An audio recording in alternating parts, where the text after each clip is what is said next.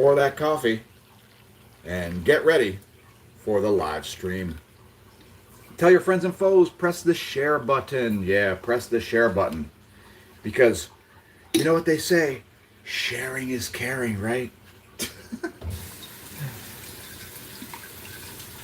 Today we'll be talking about this and not that. And, of course, about whatever it is you'd like to talk about. So, hit us up in the comments. Tell us what you're thinking about. Got plans for the lovely Labor Day weekend? Let us know. Are you doing the Donut Derby? We want to know.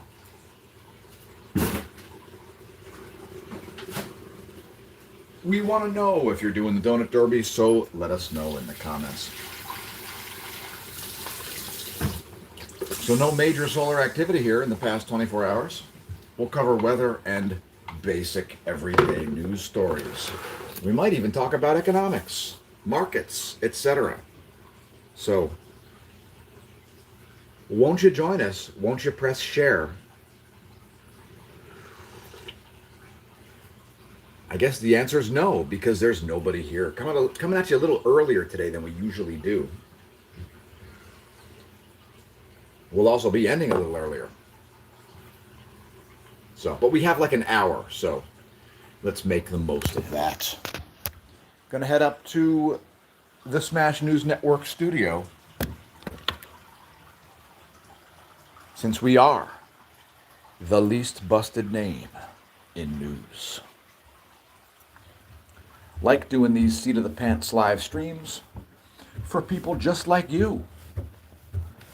And you get to ask any questions. Remember, folks, there are no stupid questions, even though there are really stupid people. So hopefully you're not one of those stupid people, and hopefully you're asking one of those non-stupid questions. Because remember, folks, ignorance is the root of all knowledge. You can't possibly know a thing until you didn't know the thing first, right? All right. So we're here, we're streaming live. Thanks for leaving a comment. Daniel Barry Sports Highlights. Hey, happy Friday. You've nearly survived another week so far. Congratulations on that. So we're going to start out today with news stories. And let's talk a cycling story first. So hey, look at all the viewers. Hey, thanks for tuning in, folks. Congratulations on realizing the channel exists. So I've made wheel stickers. Check this out. So this is the sticker for the right side of the bike, and there's a sticker for the left side of the bike. That way it looks like the sticker is melting in the atmosphere. So there you go. That's my new wheel stickers. They're going to look absolutely bonkers. The SNN, least busted name in news, wheel stickers. Yeah, it's if you put 3 stickers on your wheels, folks, you know, evenly spaced at typical riding speeds, they will look really cool. They will get like a strobing effect, you know, at like 18 to 35 miles an hour. Hey, thanks for leaving a comment, Astralost. Why WASP? What does that mean? WASP. All right, so,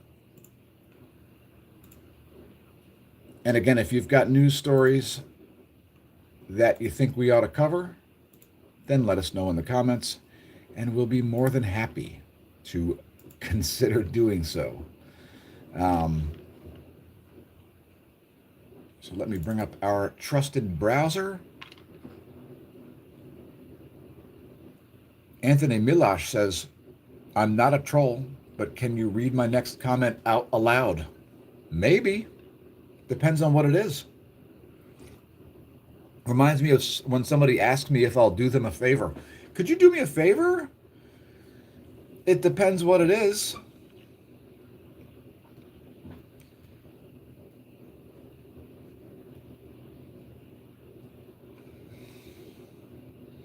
So he wants me to read, if she bleeds, she breeds. But that's not necessarily true because there are plenty of sterile women who have periods. So I read it and then I debunked it in about 1 second. Astrolost says, "Can we have some of your high school stories?" Oh, God. My high school stories. Okay. I was one of those cool kids in high school who did not conform to anything. Uh, I was a hardcore skateboarder until junior year. The track team was coming after me. I was highly athletic back then. But I didn't play any school sports. Didn't really like the coach. The track coach was also the varsity basketball coach. I didn't like that guy. I mean, I got no beef with him now. He's fine. But high school stories, geez. I mean, uh, I didn't date anybody from my high school. I had a girlfriend from a different school district. As I moved to the school district I graduated from in sixth grade, and I retained a bunch of friends from the other school district, and I hung out there the whole time. So there was that. I was one of those mystery kids who would always leave town right after school because I would drive down to Salisbury, that was my second home. That was when I went to college. That was where I moved to commute to Kutztown University from Eastern Salisbury Township. Geez, high school stories. I mean, there are a lot of them. I took advanced art.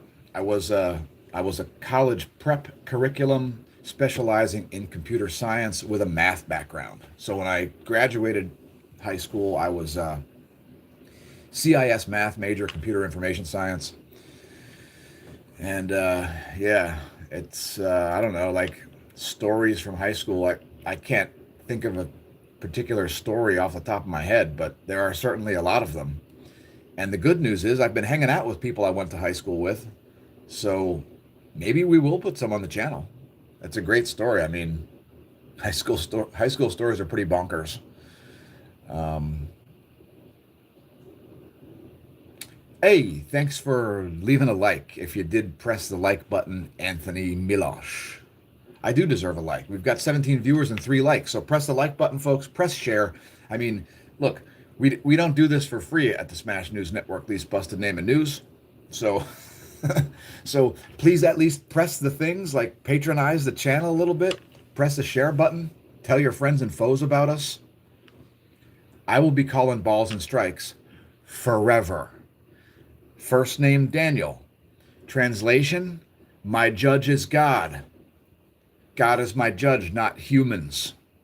So there's that. Hey, Barb Arian. Nice alias. So let's check some news stories here.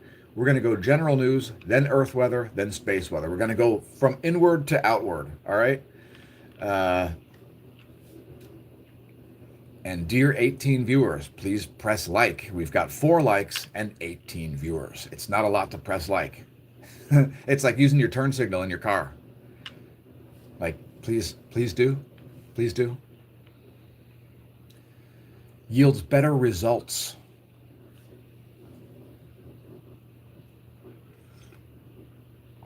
All right, looks like a really boring news day.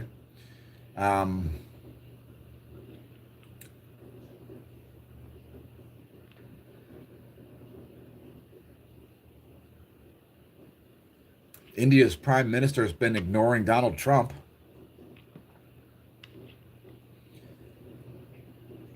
Trump casts a long shadow over China's gathering of global leaders. Love the new profile photo, Barb. It's almost like that name isn't even a fitting name for you. It's so weird. I don't know. It's so strange. You don't look like a Barb to me, for some reason. Just saying.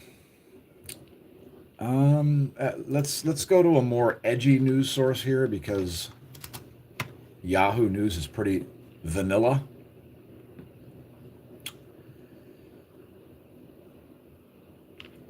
Lisa Cook mortgage scandal continues.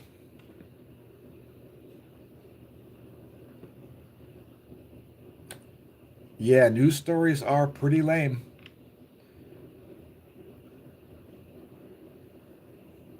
Israeli army carries out landing op near Damascus, complete with more airstrikes. Barbarians are at the gate.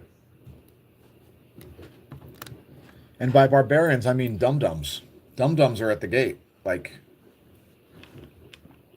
they don't go away. The internet, the internet keeps paying them more and more money to be at the gate.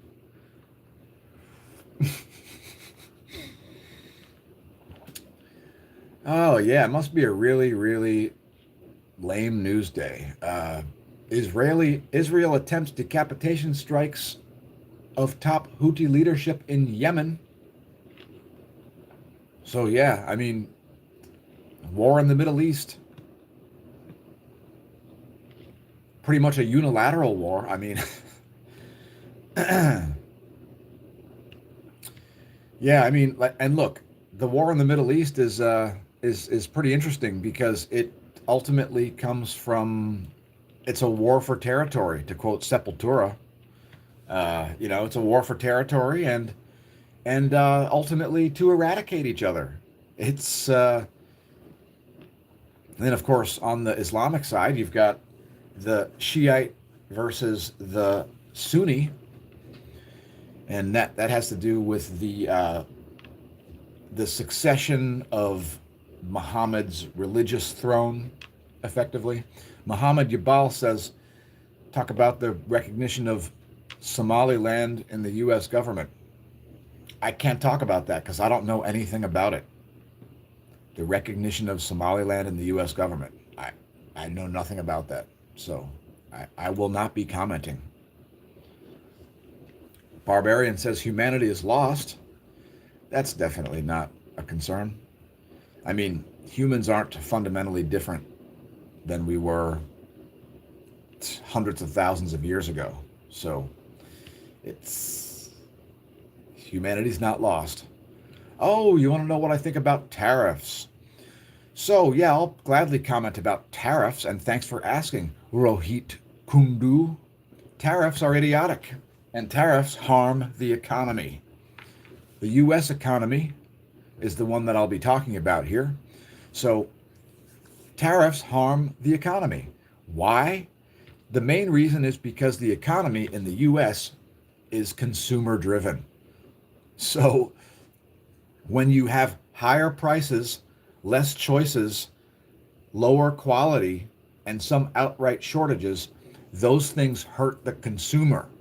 And in a consumer driven economy, when the consumer isn't doing well, the economy suffers. Tariffs do create some jobs in the US. However, they also cause job cuts because of those shortages and less choice that I talked about earlier. Some products are no longer available. In fact, within less than a week of tariffs going in place, there was already something that I couldn't get, a custom cycling jersey.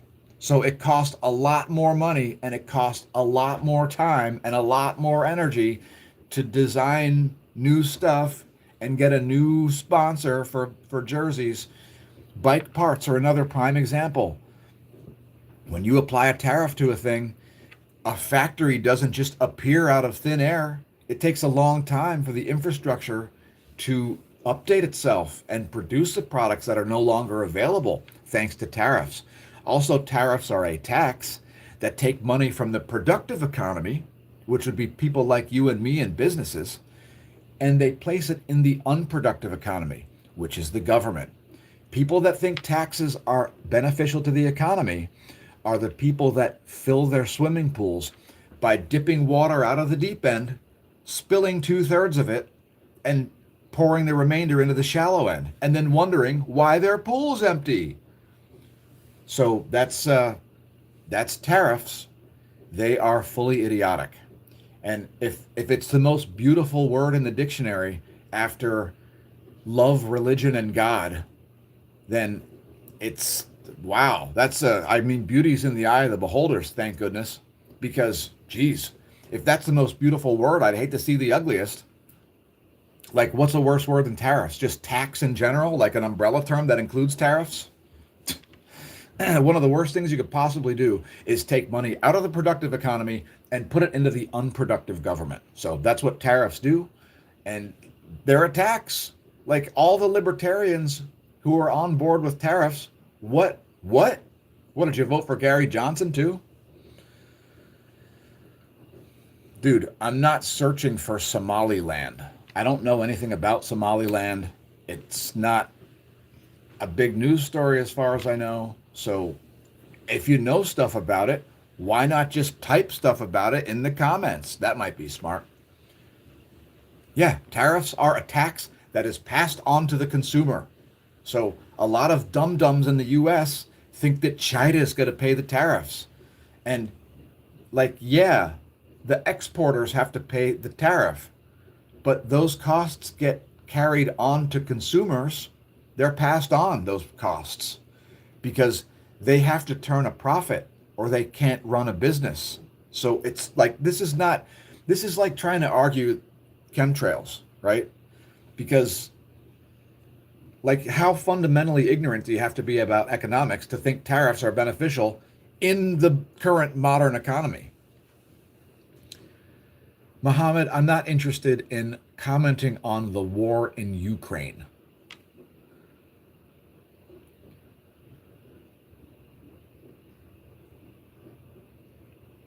So it has been a cold spring and summer this year, by the way. So that's an interesting story. We do have one here on ZH about uh, freezing the climate crisis hysteria because, well, it's cold. I mean, it's a cold snap right now. We never really got a 100-degree day this year, at least in Lehigh Valley, Pennsylvania.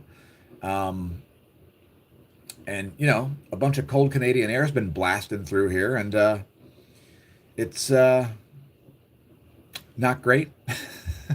I mean, I like the really hot and the really cold, and I'm pretty happy in most weather conditions.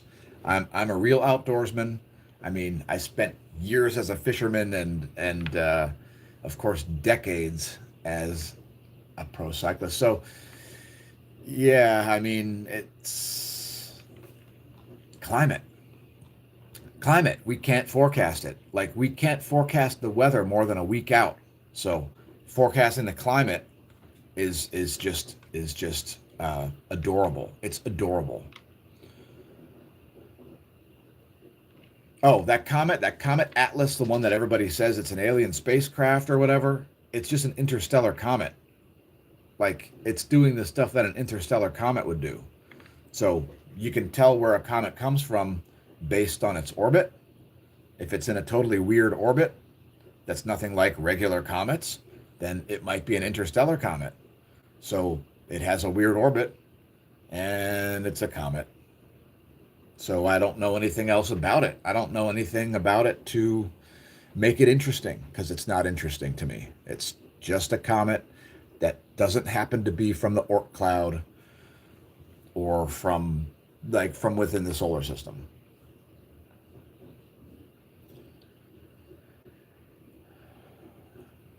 High pump prices at California. I don't know if gas prices are associated. I see your comments here. I will get to them momentarily as I peruse these news headlines. China rejects Trump's proposal for nuclear disarmament talks with U.S. and Russia. Like I said a couple days ago, the U.S., Russia, and China are not going to disarm. They will maintain nukes as a deterrent and then proceed to not use them. Thank goodness. Did you know that AI is being weaponized for cybercrime in unprecedented ways, researchers warn? Yeah. AI being weaponized. That's right. The good news is that AI is not I at all. It's the only thing that's I about it is the A. it's artificial, that's for sure. The idea that it's intelligence is just laughable. AI needs to be rebranded as II or NI, because that would be an accurate description. Let's label things what they actually are, folks. What do you say?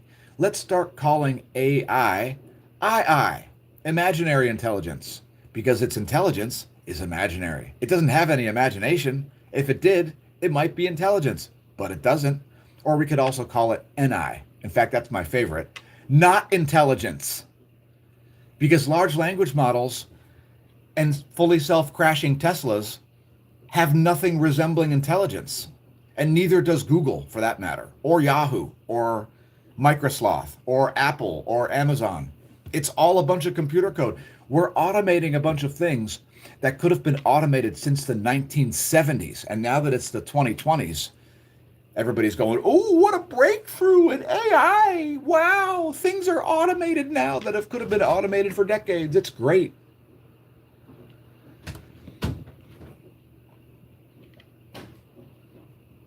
Trump fuel prices are the same as Biden prices. Yeah, that's an astute observation, Carl, and thanks for bringing that up. Trump fuel prices are the same as Biden prices.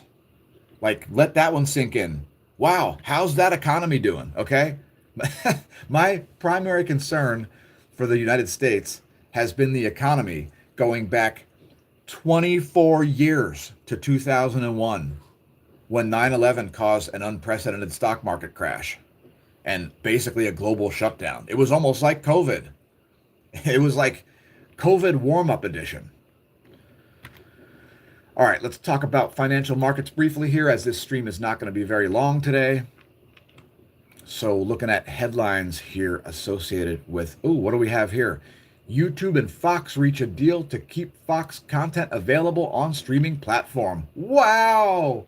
YouTube's going to keep Fox on the platform. Whoa! Groundbreaking news. Thanks for breaking that story, CNBC. Wow. Oh, YouTube's going to keep Fox. Wow. And let's talk about censorship while we're at it, shall we? Censorship is currently worse on Twitter than it is on YouTube. Yeah. Twitter is a massive echo chamber of nonsense. Nonsense. It's full of science misinformation and probably disinformation, although I can't really comment on the motives of the dum-dums that post it.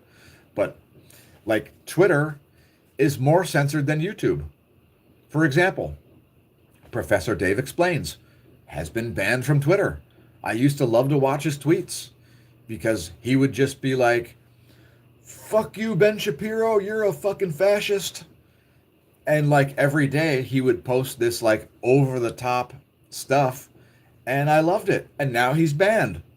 Why? Like, what? Elon Musk says freedom of reach, freedom of speech doesn't mean freedom of reach. Yes, it does. It 100% does. If you and me are standing in the public square and you put a muzzle over my mouth so that nobody can hear me talk, and you hold a megaphone, which is exactly what Elon Musk did, purchased the megaphone of Twitter and then ruined the branding, that's an abridgment of my freedom of speech, because you've put a muzzle on me and held a megaphone in your hand. Like, the people that claim Elon Musk is a freedom of speech advocate are the same dummies that think fully self-crashing cars are safe on public roads. It's pathetic. Just pathetic. The sycophants of Elon Musk are just as disgusting as the sycophants of Donald Trump, the TDS sufferers, and every other cultist in the world. Like, I am so fucking sick of cultists. I mean, I could line up a dozen cultists and just clothesline them like dominoes. And that would make my day, all right? That would make my day. I want to clothesline them into orbit. Yes. A wrestling match, me versus all cultists. Like, let's do it. Let's set it up. Could be a battle royale. Or how about a tag team where I have nobody to tag? How about that? I got a lot of energy. I want to burn it on cultists. Come to my next ride, cultists. I'll climb all the biggest hills until you decide to leave your cult because you have a religious experience while climbing hills on the bike. All right, let's take a look at markets here because the news cycle is jacked. There's nothing going on. All right, so let me look at crypto first. We'll look at Bitcoin, Ethereum, and Stellar Lumens. Bitcoin, according to Coinmetrics is down $2,000 or nearly 2% to $109,990.20 per Bitcoin. Ethereum, according to Coinmetrics, is down $107.86 to $43.55.17, $4,355.17 per Ether. Stellar Lumens is, according to Coinmetrics, 37 cents. 37 cents. I won't say anything else about what they are or what they're for. They're speculative investments. We'll just leave it at that. They're speculative investments just like penny stocks or some other thing where you have a very high probability of losing all your money. And no, Bitcoin's pretty stable these days, and so is Ethereum, I'm sure. But they could evaporate overnight. And what do we see here? The NASDAQ is in pre-market trading up 115. The S&P is up 20, and the Dow Jones is up 71. So looks like a marginally up market to start things off is in the works for today. And let's talk weather.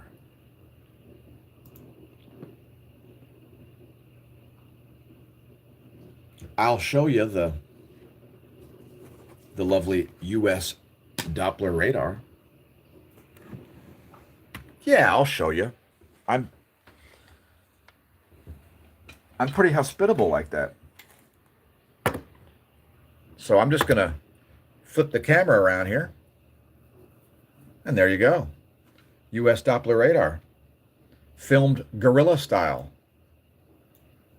because the algorithms, they like live streams that are in portrait mode instead of landscape mode. So there's what's going on. We've got a series of strong storms there from Dallas to the Georgia coast. Also some heavy rain sweeping across New York, making their way through New England, Utah, and Arizona, seeing some rains. Also Montana, South Dakota, Minnesota, Wisconsin, Colorado, Kansas, Oklahoma, New Mexico, and also Wisconsin. Shout out to our viewers from all around the world. Oh, you want me to talk about gold and silver? Okay, I'll call out gold and silver. Sure. I'll call out some commodities. So gold and silver. Gold is at $3,465.90, down $8. Silver is at $39 an ounce, down 19 cents. So there you go. There you go. I've talked about gold and silver. Are you happy? Oil is at $64.22 a barrel. Now, the one thing I don't know is, oh wait, what do we have here? Let me get to your comments. I see them, and thanks for leaving them. Even if you're viewing in syndication, leave comments, because we do see them all, and we respond to most. Carl Tuckerson says, coffee prices are up. Pretty sure they are skimming a lot off of that alone. I don't know who you mean by they. Would it be the same they that does all kinds of other nefarious things without any corroboration or evidence to back this up? Because when somebody says they, and I have no idea who they is, I don't believe them.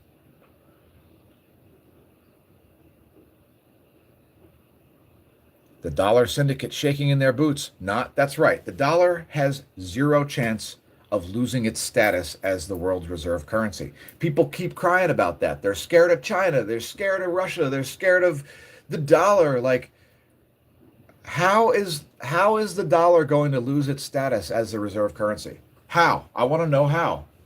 What's it going to be replaced with? Bitcoin? Really? Like a thing that creates more liability? It's not happening. It's not happening. I mean, what are you going to replace the dollar with? The euro, the yuan, the yen? Like what? There's nothing there to replace it with. There's all worse, more inflated currencies. So The U.S. remains the best place to invest. I mean, yes, emerging markets, you can make more in the short term in emerging markets. But even no matter how much the government fails at its own job, the U.S. is still the freest place in the world. So, so like, I don't know, deal with it.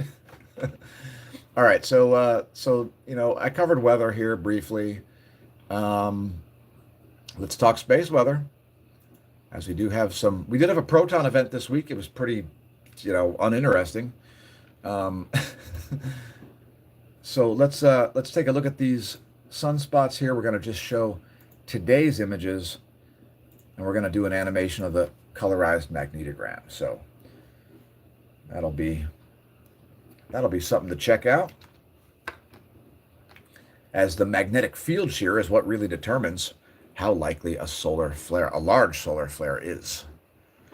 So, yeah, right now we do have some deltas right here, but they are small. Now, at the same time, those sunspots are facing right toward the Earth. So throughout the day today, fingers crossed for a large flare, because that'll increase the likelihood of a large coronal mass ejection, and that's what you want. Let's take a look at the intensity gram here. We'll briefly bring that up. Give my blazing fast internet a moment to catch up. And it is fast, folks. We have like 400 megabytes upload and download speed. So interestingly enough, we have some sunspots right here on the equator, very close to the equator there. Those are in the north. This one here is damn close to right on the equator. But this group down here is the one to watch. And I just love that it's directly facing Earth right now. I mean, that's fantastic. There's a great close-up of that sunspot group. We are seeing some migration there of those trailing umbrae. That's good if it leads to more volatility. Again, because we are hoping to see space weather on the way. Barb says, got a 5-hour drive ahead of me up through Arizona. Okay, where are you headed?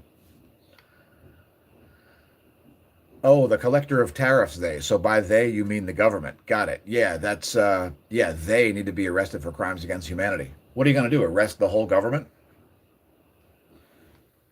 All right, so we'll also show you and take a look at some filaments, the heliospheric magnetic environment. Let's see, Earth is just crossing into a North Pole oriented sector. So we've got some North Pole oriented coronal holes coming. And here is our magnetic sector. So that is the heliosphere. There we go. So Earth is just snapping into a North Pole oriented magnetic sector where the magnetic field lines point out from the sun instead of toward the sun. So that is a current sheet, by the way, that area right there where the Earth is crossing from red to green. That is the south heliospheric magnetic sector, changing to the north heliospheric magnetic sector. And again, it is because we've got North Pole oriented coronal holes rotating in. And here they are. Here's our line of sight coronal hole plot, which shows that. So North Pole oriented coronal holes coming through here. They are transequatorial, so they should cause some minor change in the solar wind data. So here's a filament scenario, and we do have massive filaments on the Earth side of the disk. That's a good thing for you space weather enthusiasts and auroral chasers, because there you go, lots of filaments. Lots of filaments. Now, cosmic rays continue to be at a 20-year low, as you can see right over here. See that? 20-year low. Lowest levels of cosmic ray flux since 2004. Do we have any Earth-directed events? Let's check the Huxt forecast. Looks like the answer is no. We don't have any Earth-directed coronal mass ejections.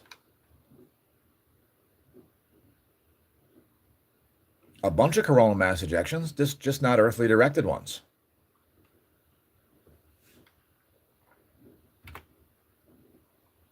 So here are the past couple of hours. We'll look at the GOES 19 SUVI. And like I said, the most likely place for a large solar flare is currently right around this area. That is where we see umbral migration and some minor deltas. So deltas are where we see the magnetic field shear, where we have opposite polarity magnetic fields close to each other, especially when oriented in a north-south type configuration. Sunspot number remains quite high here, over 200, 212 sunspots. That's the current sunspot number. And the radial flux remains high as well at 231. So lots of activity there. Solar wind is pretty chill here. It's just nominal, under 400 kilometers a second. For the velocity, under 2 protons per cubic centimeter. Flaring has been M-class events. And let's close out this video by looking at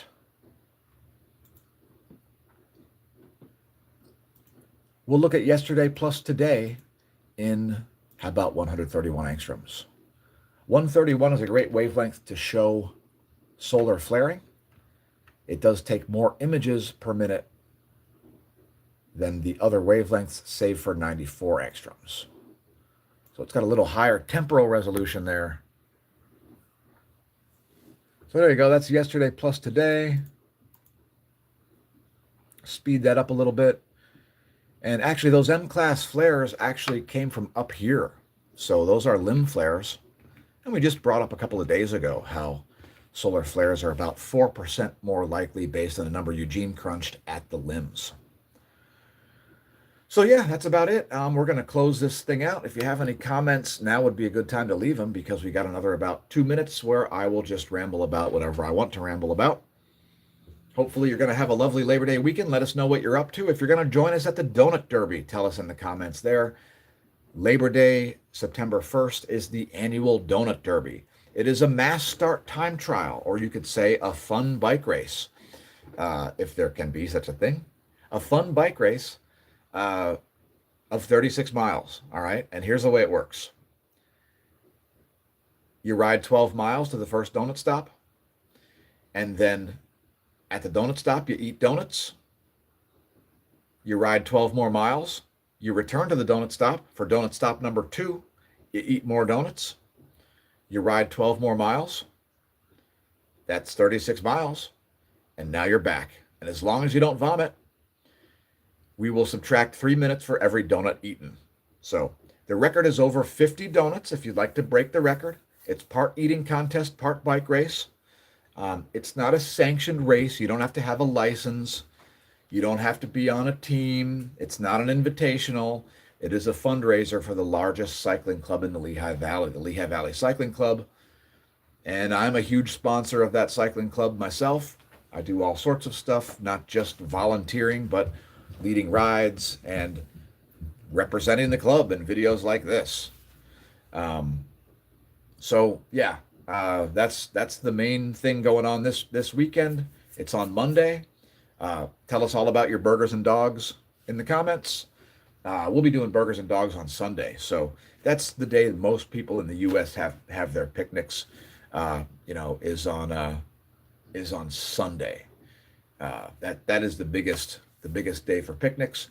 So if you're organizing one and you're not sure which day, pick that, because lots of people don't actually have off Monday. So that's part of the reason why we see the most picnics on Sundays. So hopefully, keep in mind it's a very dangerous weekend, because Labor Day weekend is the weekend where everybody goes, there's a million things I didn't do this summer, and I want to pack them all into one weekend, which is a terrible idea, but people are going to do it. They're also going to drink and drive. So beware of that. Don't be an idiot, and enjoy your libations responsibly. So that's about it. That's where we'll close things out.